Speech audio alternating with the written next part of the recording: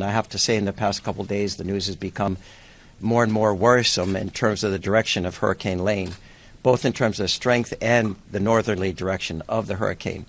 Some of the good news is it was a 5 last night. It's dropped back down to a 4, but a high 4 with winds up to 150 miles per hour. Just want to remind everyone to be prepared to shelter in place.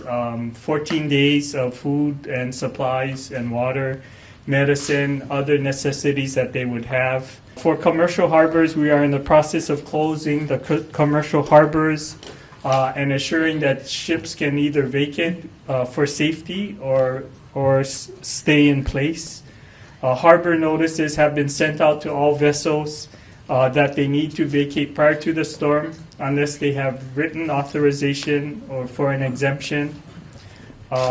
This is because harbors are our lifeline to essential food and products, and we don't want a vessel being sunk in the harbor.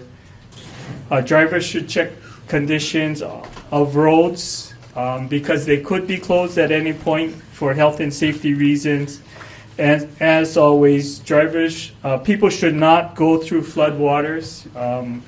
Don't assume that you can make a safe crossing if water is crossing the highway. I've had conversations with the White House to allow them to know that we were looking at this. One of the real key elements of the federal disaster declaration is that it does allow us to have access to more Department of Defense assets that we may need as part of a evacuation. If there's an emergency evacuation that we need to undertake, having access to helicopters and other vehicles that we don't have